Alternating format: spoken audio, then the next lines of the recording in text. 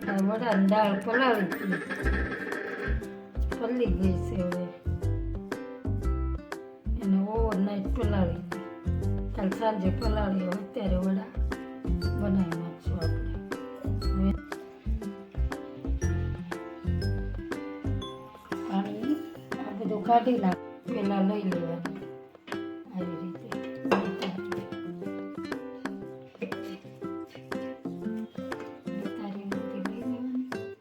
જેટલી ચોખ્ખી ધોશો ને એટલા વડા સારા થશે.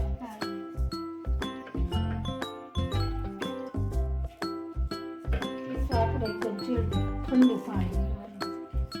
એ જરૂર પૂરતું હાવ થોડુંક. આમાં પાણી તો હોય જ દાળમાં, એટલે થોડુંક લેશું.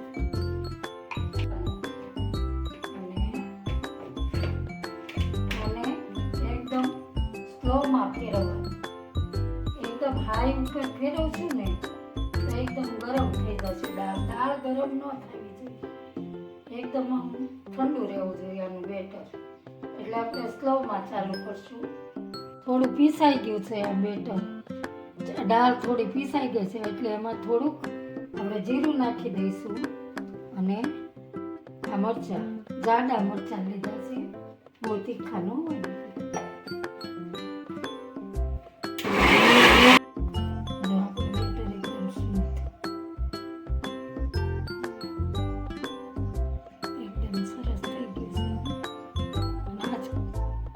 આવી ધૂલી હોવી જોઈએ, એટલું જ ઠીક રાખવાનું.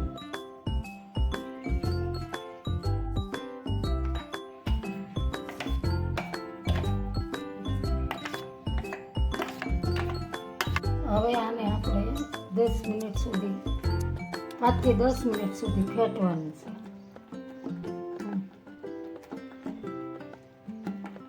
સુધી આમાં નાના નાના બબલ્સ હવા ન ભરાય ત્યાં સુધી, હવાના કણ ન ભરાય ત્યાં સુધી.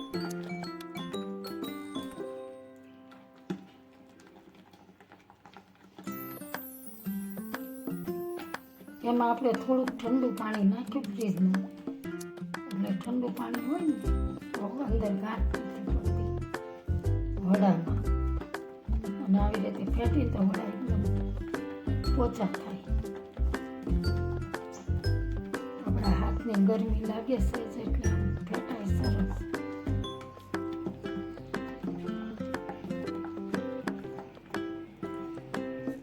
તમે ક્યારે બનાવો છો દહીં વડા? કોમેન્ટ કરજો તમારી આ રીત છે કે બીજી.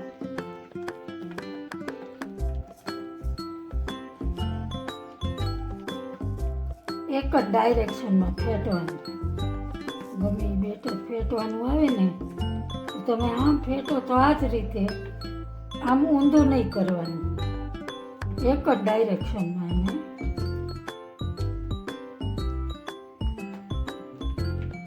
જો આપણે 2 થી 3 થી 4 મિનિટ થઈ છે, આવું સ્મૂથ બેટર થઈ ગયું છે એકદમ.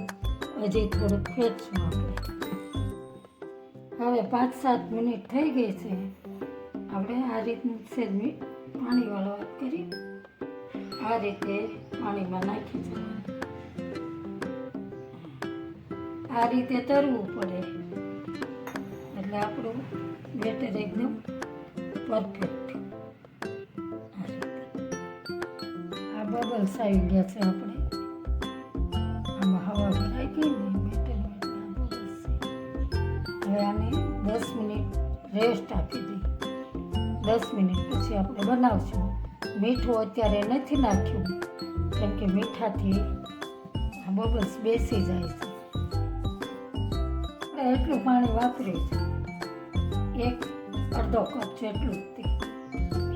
4 થી 5 ચમચી પાણી વાપર્યું આમાં ઠંડુ પીસવામાં. એટલે દાળમાં પાણી રહેવું ન પડે, એને ઠંડુ પાણી લેવાનું, એકદમ ચીલ્ડ. સ્વાદ પ્રમાણે મીઠું નાખી દઈશું.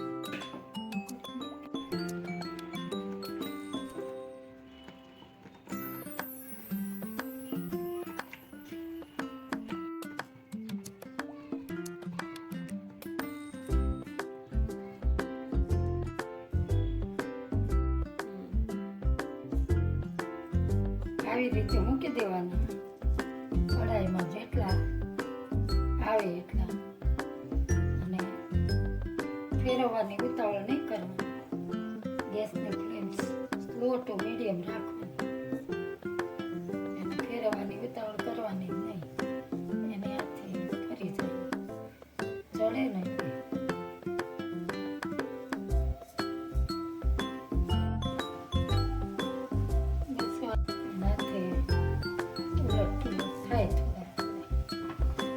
એકદમ બ્રાઉન કલરના થાય એટલે કાઢી એકદમ ક્રિસ્પી ને ક્રન્ચી ને સ્પોન્જી.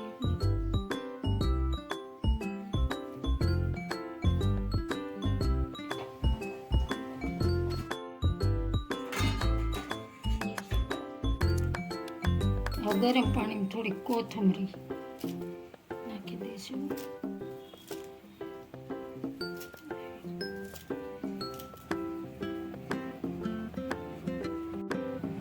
થોડા ફુદીનાના પાન, પછી આમાં મીઠું નાખશું.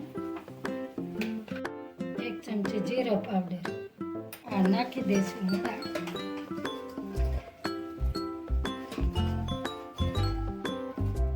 આમાં નાખવાથી એકદમ તેલ બધું છૂટું પડી જાય. તેલ નાખી હું તેલવાળા નથી રહેતા.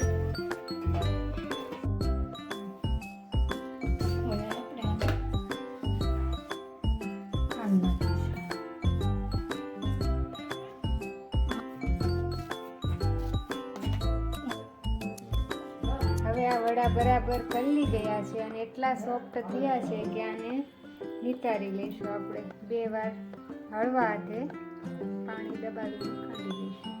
આ રીતે એકદમ હળવા હાથે દબાવવાના છે. આ રીતે બધા દબાવીને સાઈડમાં લઈ લઈશું.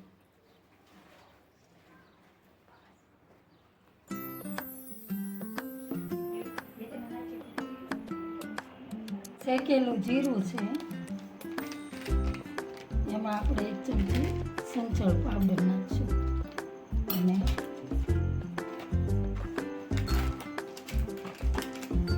એમાં નાખશું આપણે ચાટ મસાલો,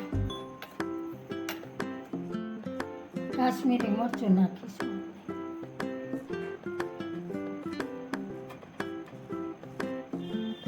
દહીં વડા આપણા બની ગયા છે એટલે આપણે પ્લેટ તૈયાર કરશું.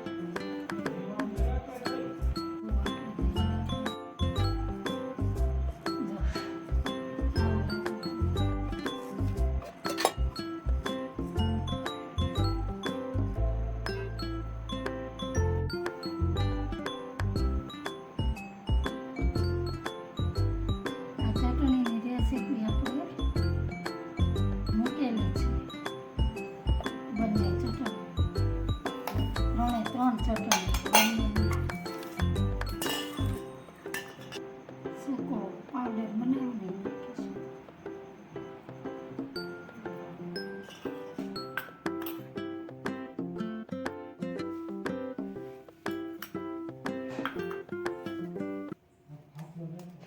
તૈયાર છે આપણે દહીં વડા સોફ્ટ.